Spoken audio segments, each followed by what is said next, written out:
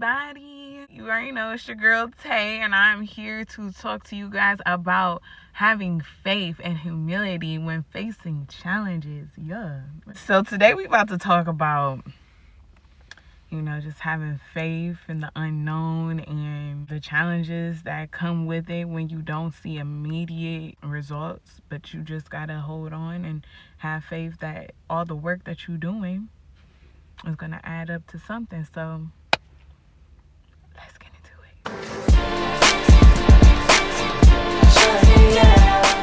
Okay, y'all. So for the month of May, the main passage was 2 Kings chapter 5, and the main verse was chapter 17.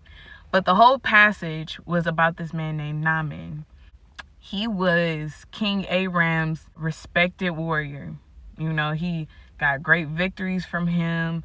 However, he suffered from leprosy, which is a contagious skin disease. So King Aram instructed him to go to the king of Israel and see if he could help him cure his leprosy. So before Naaman went, he took all these gifts to him to basically help his cause. When he got there, the king of Israel got angry at King Aram because he felt like he was putting him on Front Street, and the king was just like, why would he send you to me? I feel like he's trying to pick a fight with me. Because am I God? Am I able to do these amazing things like get rid of your leprosy? So then he received a message for him, the king, to send Naaman to the man of God. Naaman went with all his horses and his chariots and everything, and he went to Elijah's house. Elijah sent a messenger to send Naaman personally a message saying, I need you to go to this certain river, and I want you to dip your body in the water 7 times and you'll be cured. So Naaman was upset because, first of all, he like, hold on, Elijah didn't come out the house. He sent somebody else out here to tell me to do this. I feel some type of way. He's supposed to come out here and show himself to me, wave his hands around me and bless me, but you telling me to go to this river. Why this river? And to dip my body 7 times in this water and I just be cured. I don't even understand your instructions. The person that he had with him, I forgot his name, I'm gonna put it in there, but he said to Naaman, if it was anything else that was difficult, you wouldn't have no problem doing it. So with such a simple request, you should just do it. You should at least see what he's saying is going to be true. Naaman was like, all right. He went down to the river and dipped his body in the water 7 times and cleansed himself. And he was not only healed, but he was cured. He basically went back to the man of God and was just like, there is no God but you. You know what I'm saying?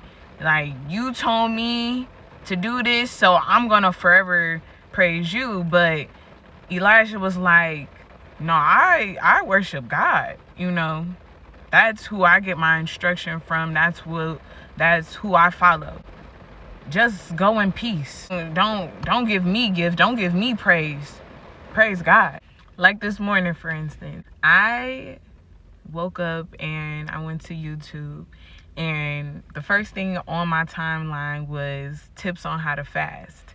And it was a confirmation for me because God's been telling me to fast for a very long time. And even being in my Bible study group and, even my friend encouraging me to fast, I just never seen the point, and I love snacking. So that's kind of hard for me because I'm like, oh, I love my snacks. Now there's gonna be a challenge. But one thing that intrigues me about it is the fact that on the video it was saying that while sacrificing eating, because that's mainly what it is about, not eating. Your spirit is going to be intensely aware of God's voice. And that always intrigued me because I always want to know what God is asking of me. And with all these distractions that I have on my day-to-day, I don't hear him clearly, or if I do, I ignore it or forget. And I really never come back to the things that maybe have been important or maybe I should have done, because I let the distractions take over me versus actually listening to God and following in his instruction. And even thinking about it now, my cousin gave me a great scenario to always think about. Like, she said, if I told you to open up a random door that you didn't know about, what would you do? What would you say? And I told her I would be nervous because, I don't know what's through that door. And she was just like, yeah, you're thinking about like if you open the door and something just pops out and scares you, you would just be like, oh my God, like, why did I do that? And I'm like, yeah. But she was like, but what if you opened up that door and there was an amazing thing waiting for you on the other side, but you're so scared to open it? You miss out on that amazing thing because you're so scared of, oh, something might pop out and do this. Like, and I'm just like, you're right. I'm missing out on my own opportunity because of my fear. So right there, like, confirms it. Like, yeah, missing out on things because you're scared, or not doing something because you're afraid of what could happen, is a big thing to keep you stagnant and keep you at bay. Sometimes you gotta walk in the water. Sometimes you gotta put your feet in the water. It's cold out there, get deep, but to get on the other side, you're gonna have to start moving. You're gonna have to start swimming. You're gonna have to dip your head in the water. You're gonna have to learn how to adjust yourself even when you're scared. There's a lot of things in my life right now that I can say that I am afraid of doing because I've been so comfortable with certain things. I'm just like, I don't want to make these decisions. I like where I'm at. Even in my mind, I just said, but do you like where you're truly at? Do you love it? Can you really keep going with the things that you deal with, that you know that you may need to remove out of your life? I mean, I could live without certain things, honestly. But it's just like the excuses and the fear that is attached to making these decisions is the things that is holding on to my heart so tight. Me stepping into being a single mom, scared. Scared, bro. I'm very much scared, but it's a new chapter for me, and it's gonna get scary. And being in my solitude, like I've been for a while now, has definitely been a challenge for me. But slowly being in it and kind of getting used to the routine of it now, it also taught me how to love on myself, which I've been doing lately. Like, I've been loving on myself. I've been, having movie nights by myself, researching things that randomly pop in my head, and, learning and reading, like the Bible. I've been finding time to get into my Bible and actually read this story that I'm telling y'all about. And I've been so happy to embrace it, by even telling you guys, like, embrace your solitude, get to know yourself, be by yourself, and see where that takes you, because you never know who you are until you're by yourself. Especially the things I've been researching and looking up and surprisingly getting into. I didn't even know I like certain things that I'm getting into now. I'm getting back into hobbies that I let go of and felt like they weren't important, or, pushing it to the side. But actually getting into it again is making me realize, like, I really actually love this. Like, why did I stop? You know, and sometimes while you're in it, you get distracted, you know, with probably going out or, you know, attractive people trying to attract you out of singlehood so you can focus on them. And I even caught myself a couple of times saying, like, no, you know, I said that I really want to be by myself. You know, I'm welcoming friends and to get to know people one by one. That pattern of, oh, you're giving me attention, you like me. I just had to catch myself, because that was that old spirit I used to be. Like, oh, you like me. Let me go ahead, since you're saying you want to give me this attention. Let me go ahead and let you have access. And now I'm learning to stand up for myself. Like, I'm already by myself. I'm already getting used to Taylor in her solitude moment, and Taylor while she's healing. You know, now it feels good to actually put my foot down and I said I want to get to know me. And if you want to be a part of my journey, my walk, you're going to have to also understand that I am healing right now and I'm enjoying myself, and you might have to be my friend for a little bit until I'm ready to see if I'm ready to take that step with you. You know, boundaries. I'm accepting the boundaries that are spewing out of me that I never had the strength to really put out there now. And I'm enjoying that, you know, because it's also clearing out the people I don't want in my life anymore. You know, I'm seeing things clearly. I haven't been smoking like I usually do. Like, I'm not gonna lie, y'all, I damn near want to cry because but I'm not gonna do that. That's not this video.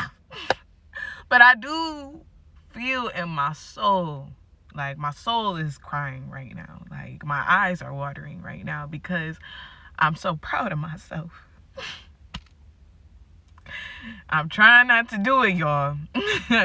But I really am. Like, I'm so proud of myself because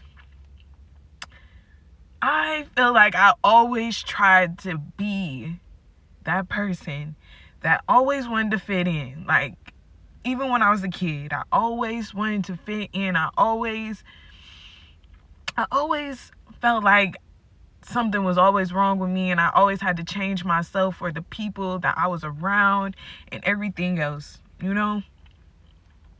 Because I've always felt in my heart like, dang, like, I'm being so nice to these people. I'm being so nice to this person. And I really been through a journey where people will feel comfortable to dog me in my face or try to downplay me, or something they may know about me they want to throw in my face and all this other stuff, and made me feel ugly, made me feel worthless and all this other stuff. And I had to go through life, and even now, to understand at 29 years old that people that try to make me feel like that only feel they way about themselves. Like, people really tried me for all my years, bro. And I was so afraid to get to know who I was and not accept who I am and listen to the sneak diss and all that stuff, because I didn't want to know who I was. I didn't want to know her. I didn't want to get away from the things that was hurting me so bad, because I wanted to feel accepted. I wanted to feel loved. I wanted to feel like I was a good person, and God damn it, I am. And it took me to say, you know what? I'm tired of the abuse. I'm tired of the sneak diss. I'm tired of the eye rolls and making me feel like I'm trying to harm anybody. Like, I'm not even on that. Like, you know, this moment in my life of being to myself and standing up for myself and protecting who I am truly makes me happy. I used to just put a barrier over the things that I knew was bad for me, protect it, And people used to tell me, like, what are you doing? And I used to be like, I don't care, you know. I'm comfortable. I like this, you know. I'm finding a way to love where I'm at. Because my biggest flaw is that I can learn to love people and their flaws. That is my gift. I can see people. I see you. Like, I see you. I peep you. I'm very observant. And I learned to love people through that ugly, you know, because we all got ugly. But one thing I don't like is sometimes when I feel like I need to fit in, I turn ugly. You know, I don't like that.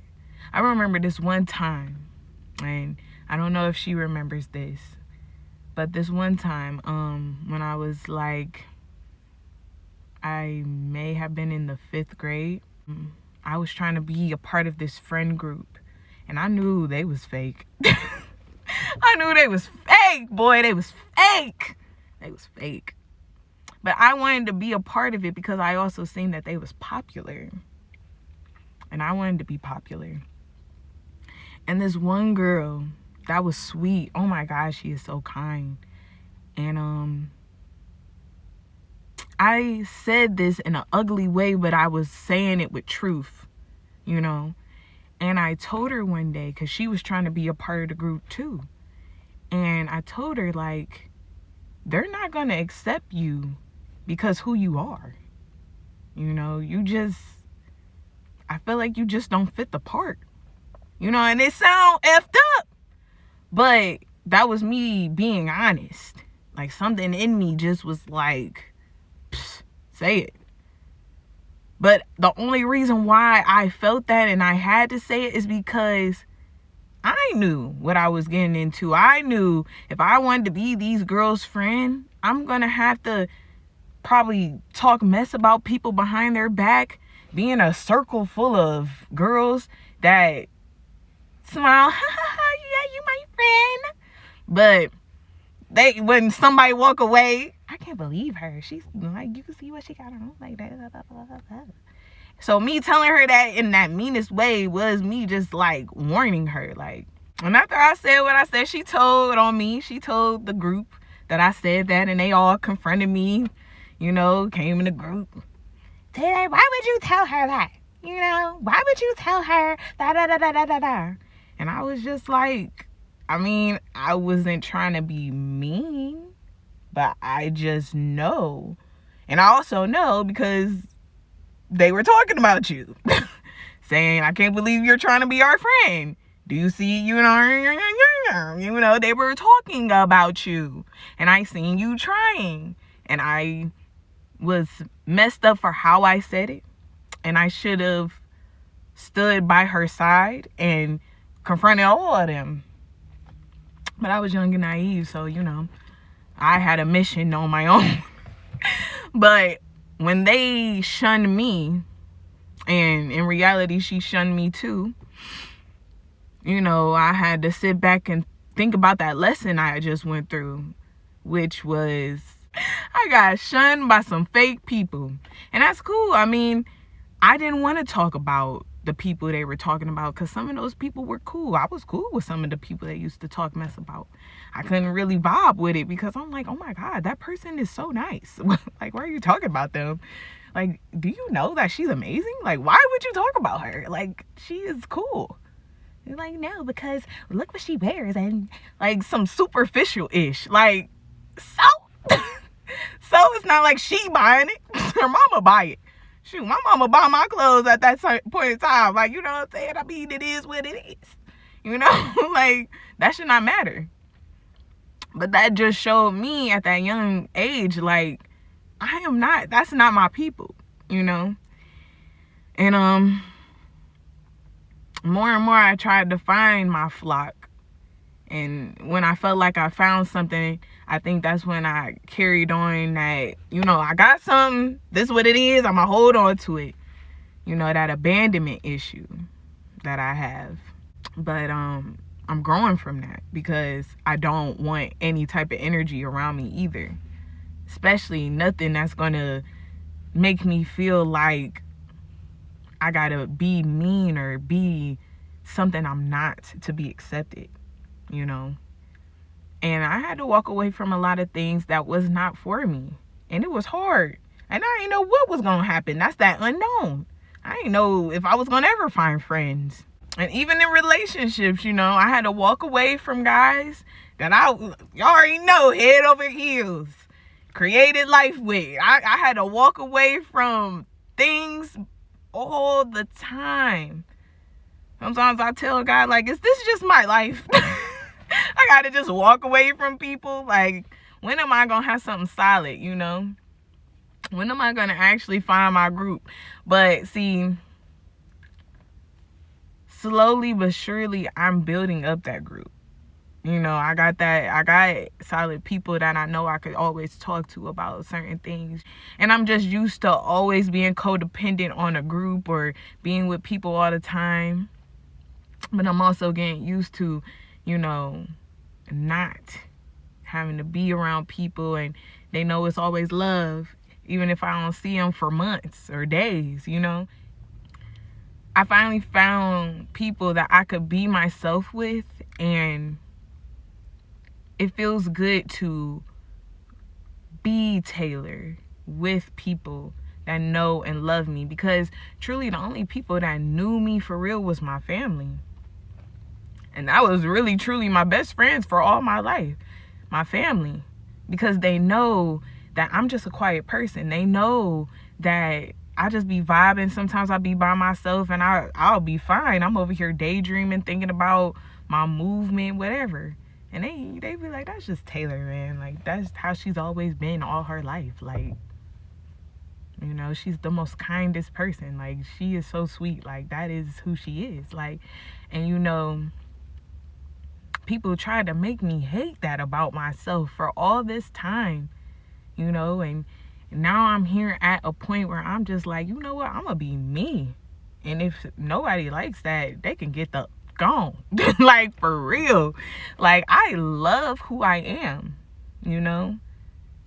For a long time, I've been in a fog, and I avoided myself, and things like I haven't even looked at myself truly for a very long time in the mirror, because I couldn't even face myself until like last year. And I know that sounds weird, because it's like, you ain't past a mirror. But even when I would be in a mirror, I wouldn't even look at myself, because I was afraid to look and face the woman in the mirror. And when I finally did, I looked that girl in the mirror, and I seen how hurt she was, how drained she was, how she just was getting dragged by a demon. She was getting dragged, boy, by a demon that was lying on her, mentally abusing her, telling her that she was ugly, telling her that she is not worthy, telling her so many things. And I told myself, I'm like, you are beautiful. You know that? I love your dimples. I love your smile. I can see why everybody like your smile is contagious. I love who you are. I love your skin. I love your lips. They always popping. I love who you are, man. You fly. You cool. Like, you chill. I love you. Like who couldn't love you? And I'm now bringing myself to loving on me for real.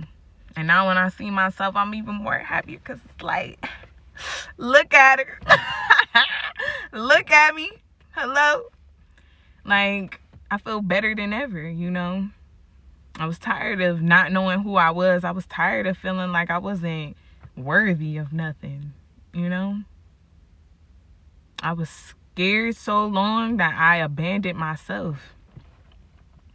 And I'm happy to say that I'm finally embracing the unknown, and I am going to continue loving myself even while I'm scared to love myself.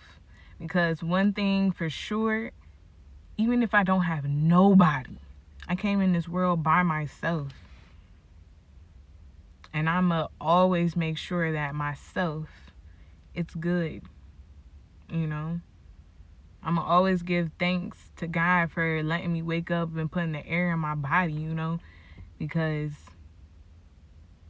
I got so much life to live and so much purpose, and y'all do too.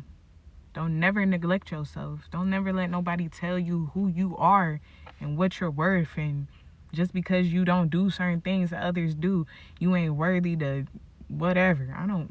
That's bull. Like, they ain't got nothing to do with you. And this ain't all for the hype, you know. Things take their time.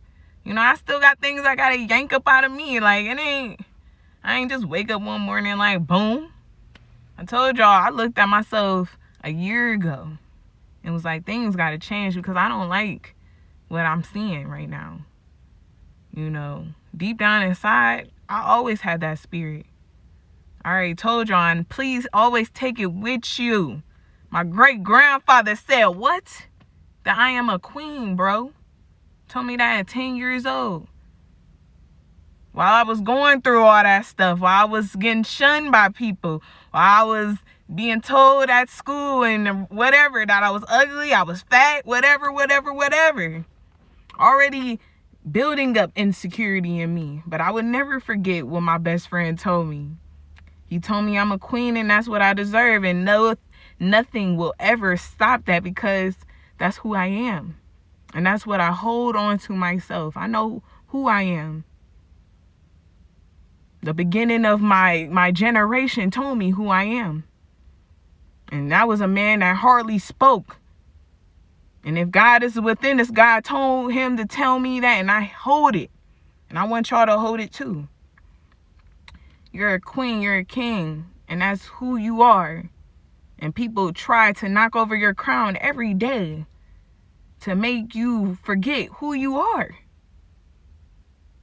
All that negative stuff, don't even deposit that into yourself. Block it. You know, if your goal right now is to lose weight, lose it. And if somebody try to put you down, talking about, oh yeah, you lost 2 pounds. Okay, I don't see nothing, but all right. Okay, but I bet you next summer she gonna be looking good in that 2-piece and your boyfriend gonna be breaking his neck like, dang, that's her? She look good. Yeah, okay. Maybe you need to go to the gym, baby. You know? Why you over here stunting? It ain't even for them, it's for you. You know? People like to make your goals about their life. It ain't even about you. Like, you woke up on the wrong side of the bed. Get off that high horse, okay? It ain't even about you. My results ain't gonna come fast, but I bet you I'm gonna be good. I'm gonna be shining. Okay? With or without your support. I don't wake up in the morning breathing easy because of you, okay? That was because of who? Just like the man of God said, it was because of God. God told me to do it and we here. So let's remember here, have faith no matter what you're trying to do. If it's healing yourself, you know, have faith that this is going to be a hard journey for me.